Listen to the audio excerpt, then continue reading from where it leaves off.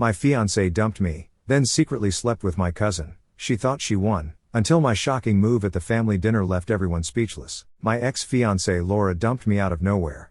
And honestly, I'm still trying to figure out what the hell happened. I thought everything was good between us.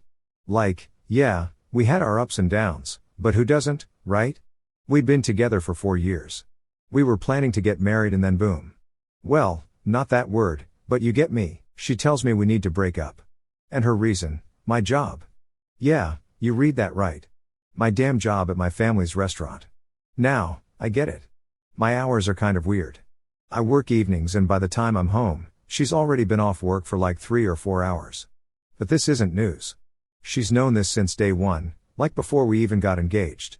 She knew my schedule was all over the place. I work late shifts Tuesdays, Wednesdays, and Thursdays. I'm there from 4:30 to 9 p.m. Fridays and Saturdays a little later, but it's not like I'm never around.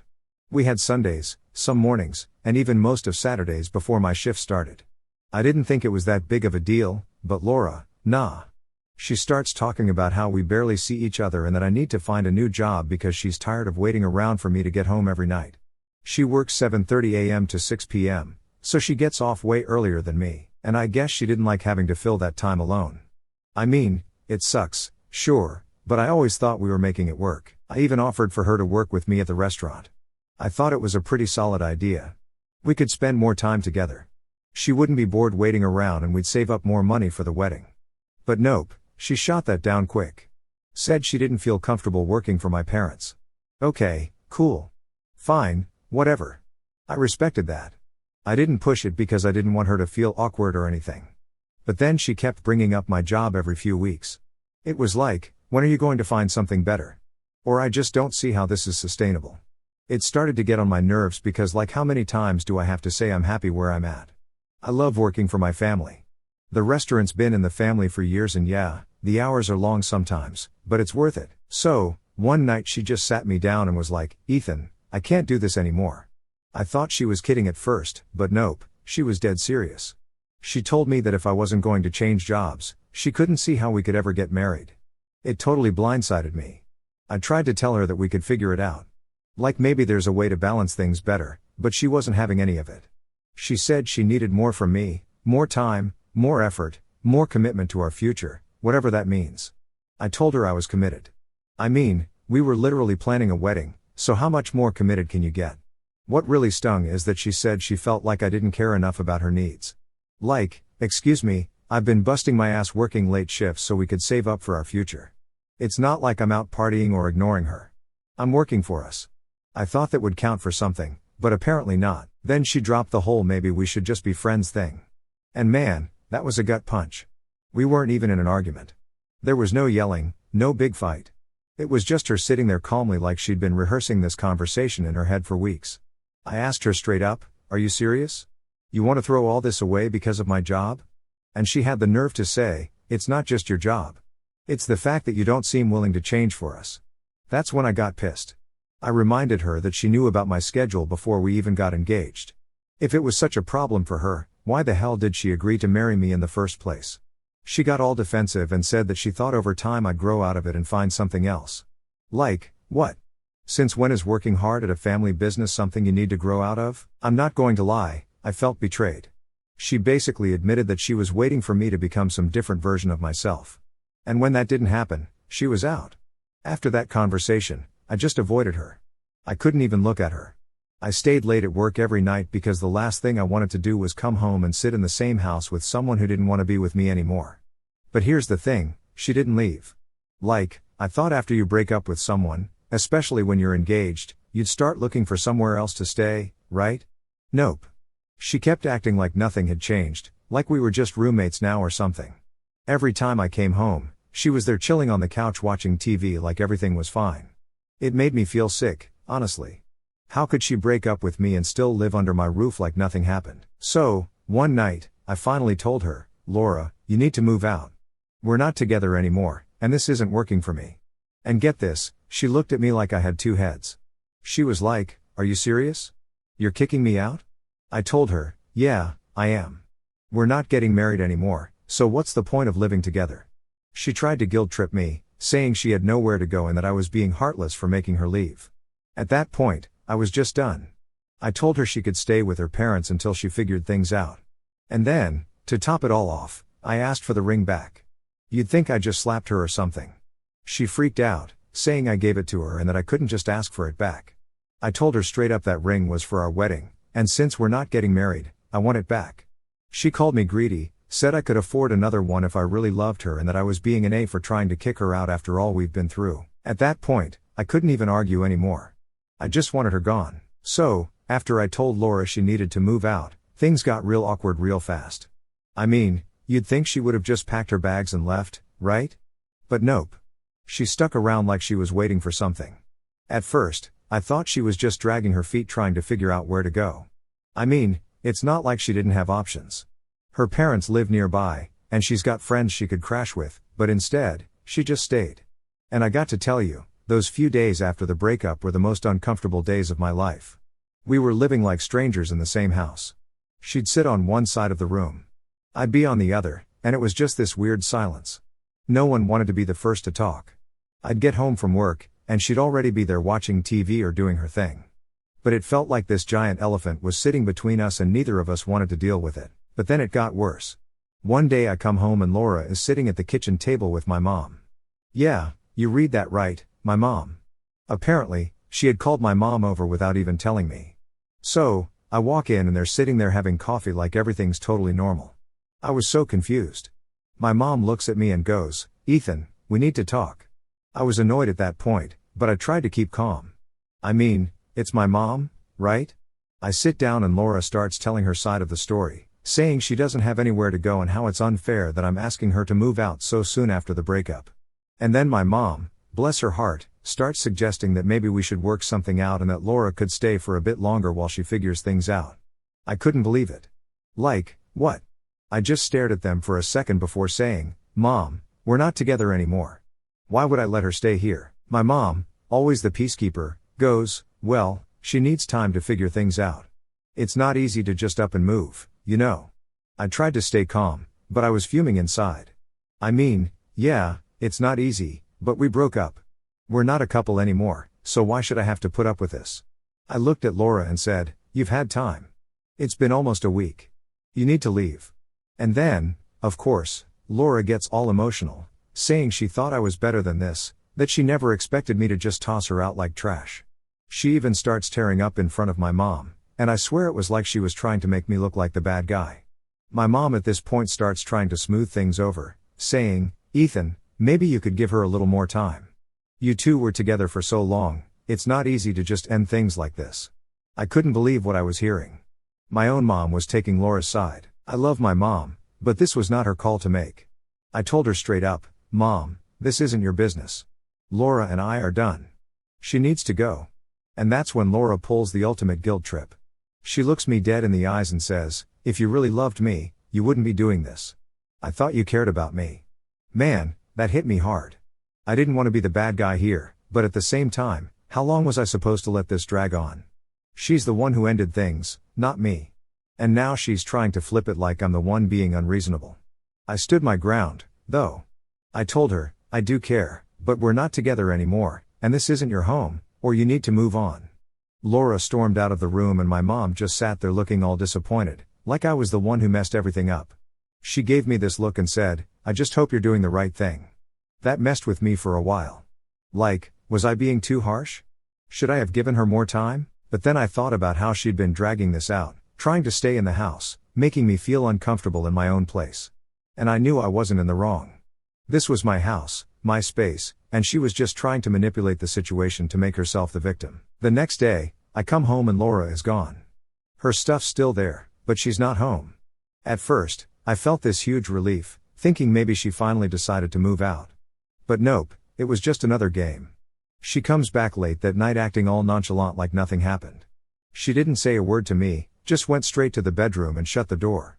At this point, I was done. I couldn't deal with this anymore. I texted her telling her she had until the end of the week to get her stuff out and leave, or I was going to start the eviction process. I know it sounds harsh, but what else was I supposed to do? She wasn't taking me seriously, and I wasn't about to spend another week living in this weird, messed up situation. And get this, she texts back, "I can't believe you're being like this. I thought we could at least be friends, but you're treating me like I'm some stranger." That's when I realized she wasn't ever going to leave unless I forced her to. She was playing this whole thing like a game, trying to get me to cave, maybe hoping I'd apologize or something and beg her to stay, but I wasn't about to do that. Not after everything she'd put me through. By the end of the week, Laura finally started packing her stuff. It was like this big dramatic scene. Every time she moved a box, she'd huff and puff, making a show of it, like she wanted me to feel sorry for her. But I didn't. I mean, I felt bad that things ended the way they did. But I wasn't about to let her stay just because she didn't feel like moving. And then came the ring. The damn ring. I thought we were done with that conversation, but nope. She tries to pull it again, saying, "I can't believe you're actually asking for the ring back. You know I cared about you." I didn't even argue this time. I just told her, "We're not getting married. The ring was for the wedding." No wedding, no ring. She gave me this look like I was the biggest jerk on the planet, but she finally gave it back. And honestly, when she handed it over, I felt this huge weight lift off my shoulders.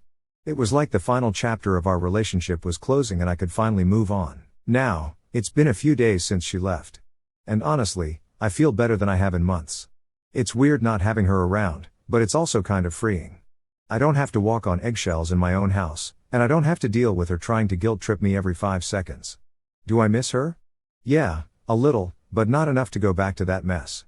Sometimes things just need to end. And dragging them out only makes it worse. So, after Laura finally moved out, I thought things would settle down, right? Like, we're done. She's gone. I can finally get back to normal. But man, I was wrong. Things got weird real fast. First of all, I didn't even realize how much stuff she had left behind. It was like every room in the house had some random item of hers. I'm talking about clothes, books, even her toothbrush was still in the bathroom. I wasn't going to touch it at first, but then a couple of days went by and I was like, okay, this is getting ridiculous. So, I started packing up her things and putting them in boxes. Figured I'd drop them off at her parents' house or something, be done with it. But then while I was going through her stuff, I found something that threw me off. I don't even know how to explain it, but I found this notebook she had hidden in one of her drawers. Now, I'm not the kind of guy who snoops through people's stuff, but I mean, she left it here, right? So, I opened it and it was like this whole diary of complaints about me and our relationship. Stuff like, Ethan never listens to me. He doesn't care about my feelings. Why can't he just get a normal job like other guys? It was like reading a list of everything she hated about me. And I got to be honest, it messed with my head. I know relationships aren't perfect, but seeing all of that written out page after page was rough. I had no idea she felt that way. I thought we had our issues, but I didn't think it was that bad. And the worst part, she wrote about how she'd been thinking about breaking up with me for months, but was just waiting for the right time. Like, what does that even mean? The right time to end someone's life plans. I couldn't believe she was sticking around pretending everything was fine when in reality she was already halfway out the door. So after reading all that, I just felt this weird combination of anger and sadness. Like I knew the relationship was over, but finding that notebook made it so much more real. It wasn't just a breakup because of work schedules. It was like she'd been mentally checked out for a long time and I didn't even see it. I sat there for a while just staring at the pages trying to figure out if I missed something or if I'd been completely blind this whole time. And then it hit me. She never really wanted to marry me. She just wanted me to be someone I wasn't. She wanted me to quit my job, change my life, and become this ideal version of myself that didn't exist. No wonder she broke up with me. I could never live up to what she wanted. I put the notebook away and tried to distract myself, but it kept eating at me. I couldn't stop thinking about everything she wrote. It was like this nagging voice in the back of my head reminding me that maybe I wasn't good enough. That's the thing about breakups. They make you question everything. You start overanalyzing every conversation, every argument, every time you said I love you and wonder if any of it meant what you thought it did. A few days later, Laura texts me. I hadn't heard from her since she moved out. And honestly, I wasn't expecting to, but her text wasn't what I thought it would be. She didn't want to check in or talk about the breakup. Nope. She wanted to come by and pick up a few things like, okay, you've already been gone for over a week and now you want to come back and get your stuff. I agreed, but I told her to give me a heads up before she came over. I didn't want any surprises. The last thing I needed was to walk in and find her there without warning. So, she comes over and it's as awkward as you'd imagine. She barely looked at me when she walked in. Just went straight to grabbing her stuff like she couldn't wait to get out of there. I was standing in the living room trying to act normal. But the whole situation felt so off, like we'd shared this life together. We've been planning a wedding. And now it was like she was just a stranger coming to collect her things. But then something weird happened. As she was grabbing her stuff, she stopped and looked at me for the first time in days. We actually made eye contact and she just stood there like she wanted to say something but couldn't get the words out. I don't know why, but I felt like I had to say something. So I asked, "Is everything okay?" And then she said something I'll never forget. She goes, "I didn't want it to end like this." I didn't know how to respond. What was I supposed to say? We're already here. It's already over. I just stood there not knowing what to say, and she looked at me like she was waiting for me to fix everything. But I couldn't. How was I supposed to fix something that had been broken for months, maybe even years, and I didn't even realize it? She grabbed the last of her stuff and left without saying another word. The door closed and just like that she was gone again. It was this weird mix of relief and sadness. Like I was glad the whole mess was finally over. But at the same time, it felt like this huge chapter of my life had closed and I wasn't ready for it. After she left, I did something I never thought I'd do. I called up a therapist. I know, sounds dramatic, but I couldn't shake the feeling that maybe there was something wrong with me. Maybe I missed something huge in our relationship, or maybe I just wasn't cut out for this whole long-term commitment thing. I wasn't sure what to expect, but I figured talking to someone outside of the situation might help. Turns out talking to someone who doesn't know you or your ex is actually pretty helpful. The therapist didn't give me all the answers or anything, but she made me realize that I wasn't the only one to blame for what happened. Relationships are two-sided, and as much as I messed up in some areas, Laura had her part in it, too. I wasn't perfect, but I wasn't the villain in this story either. One thing that really stuck with me from those sessions was the idea that sometimes people fall in love with the idea of someone, not who they really are. And looking back, I think that's what Laura did with me. She wanted me to be this version of myself that didn't exist. And when I didn't become that person, she started to check out. So, here I am a couple of months later, feeling better. Not great, but better. I still think about her sometimes. And yeah, I wonder what could have been different, but I also know that if she stayed, things probably would have gotten worse. We weren't right for each other, and that's just the truth. I guess the takeaway is sometimes things end for a reason. It sucks and it hurts, but in the long run, it's better than forcing something that's never going to work. So, after Laura left for good, I thought that was it. End of the story, right? Well, turns out things weren't as done as I thought they were. I didn't realize just how many loose ends there were until I started getting messages from mutual friends. Yeah, it's one of those situations. It started off slow. I'd get a text here and there from people asking me how I was doing, which was fine, but then they dropped these little comments like, "Laura said she's really struggling." Or, "Have you heard from her?" At first, I just brushed it off. I figured people were just being polite, trying to feel out where we were at after the breakup. But then the tone of the messages started to change. People were acting like I was the one who kicked her to the curb with no warning. And I'm sitting here like, did Laura not tell people she's the one who broke up with me? Apparently not. Next thing I know, I'm getting these long, guilt-trippy messages from some of her friends, people I barely even know, telling me that I was heartless for making her move out and asking for the ring back. Like, excuse me? She broke up with me. I wasn't about to keep living with my ex-fiancée, pretending everything's fine while she's out there telling people I'm the bad guy. But according to her, I'm the one who didn't care enough to work things out. So now I'm stuck in this weird situation where people are seeing me as the villain of the story and she's playing the victim.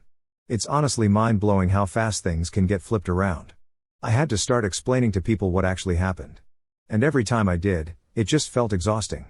Like, why do I even have to defend myself? A week or two goes by and I think things are finally dying down. I stopped getting the messages, stopped hearing from people about Laura, and I started to relax. But of course, that didn't last long. One night, I'm sitting at home watching TV, trying to unwind after a long shift at the restaurant, and my phone buzzes. It's a text from Laura's best friend, Jenna. Now, Jenna and I never really got along.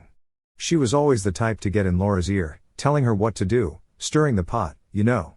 So, when I saw her name pop up on my phone, I knew it wasn't going to be good. I opened the message and sure enough, it's a novel. Jenna goes on and on about how Laura is devastated, how I broke her heart by not fighting for the relationship, and how I should have tried harder to make things work. She even said something like, "You're supposed to be a team and you just gave up on her." I was so angry I could barely even respond, but I did. I texted her back and I kept it short and simple. I said, "Laura broke up with me. She's the one who wanted out. I'm not going to beg someone to stay when they don't want to." Of course, Jenna didn't leave it at that. She kept texting, trying to guilt trip me, saying how Laura was hurting and needed time, and maybe if I reached out, things could be different, but I wasn't having it. I told her straight up, we're done. It's over. Let it go. That was the last time I heard from her for a while anyway. Then one day, I'm at the restaurant just trying to get through the dinner rush when my mom comes over to me with this look on her face. You know that look moms give you when they've got something to say, but they're trying to figure out how to say it. Yeah, it was one of those. She pulls me aside and says, Ethan, I talked to Laura today. I just stared at her like, why? My mom goes, well, she called me, said she wanted to apologize for how things ended and just wanted to check in. Now, I don't know about you, but when your ex calls your mom to check in, that's a major red flag. I told my mom, I don't care if she's sorry or not, we're done, there's no reason for her to be calling you. My mom sighed and said, I know, but she seemed really upset. She said she feels like you hate her now and she didn't want things to end this way. Here we go again. I had to explain to my mom the whole situation again. How Laura was the one who called it off, how she's been telling people I kicked her out, and how I just want to move on. I could tell my mom felt torn, but she finally got it. She agreed to not get involved anymore. But honestly, it was frustrating that I even had to have that conversation. After that, things started to calm down for real. I didn't hear from Jenna. Laura stopped calling my mom and I finally started to feel like I could move on. I even started hanging out with my friends again, going out for drinks after work, just trying to get back to some sense of normalcy. But just when I thought everything was finally settling down, something else happened. One night I was at the bar with a couple of buddies when one of them, Mark, pulls me aside and says, hey man, you're not going to like this, but I saw Laura the other day being with some guy. Now, I'll be real with you. I wasn't expecting to feel anything when he said that, but for some reason it hit me. Like I knew we were done, but hearing that she'd moved on already, that was rough. I asked Mark, who was he, and he said he didn't know, but they looked pretty close. That was all I needed to hear. The next few days were weird. I didn't text Laura or anything, but I couldn't stop thinking about it. Not because I wanted her back, but because it felt like this chapter of my life was really truly over now. She was moving on. And I guess that meant I had to as well. Looking back, I realize now that Laura probably checked out long before we even broke up. Maybe that's why it all felt so sudden when it happened, because for her, it wasn't sudden. She'd been planning it, thinking about it, and by the time she ended it, she was already halfway out the door. It took me a while to accept that. It's hard to admit that someone you cared about stopped caring way before you did. But you know what? In the end, it's for the best. We weren't right for each other and trying to force it would have just made things worse. Now I'm focused on myself. I'm not looking for a relationship anytime soon. And I'm definitely not in any rush to jump back into the dating pool. I'm just trying to enjoy the little things again. Hanging out with friends, focusing on work, and getting my life back to where I want it to be. And as for Laura, I wish her the best. I really do.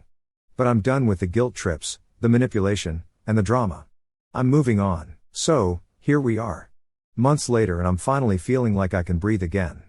It's been a hell of a ride and honestly, I'm just glad it's over. But just when I thought everything was behind me, I got hit with one last curve. Surprise. Yeah, because of course something else had to happen, right? So, here's what went down.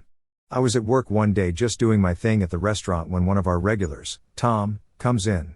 Now, Tom's an older guy, been coming to the restaurant for years. Real friendly with my family, always chatting with my parents whenever he's in. But this time, he's got this weird look on his face. He pulls me aside and says, hey, Ethan. I saw Laura the other night. At this point, I'm thinking, alright, whatever. People see Laura all the time. What's new? But then he drops this little nugget. She was with your cousin, Chris. I swear my brain short-circuited for a second. I'm like, wait, what? Chris? No way. I mean, Chris and I are family. We grew up together. There's no way he'd be hanging out with my ex-fiancée, right? But Tom was dead serious. He goes, yeah, man. They were at that new bar downtown. Seemed real close, if you know what I mean. I didn't know what to say. Part of me didn't believe it, but another part of me was like, well, this is Laura we're talking about, so who knows? I just kind of laughed it off and told Tom I'd check it out later. But inside, I was boiling. I had no idea what to think. Why would Chris, of all people, be hanging out with Laura? And why didn't anyone tell me? So, naturally, I did what any guy would do. I went straight to the source.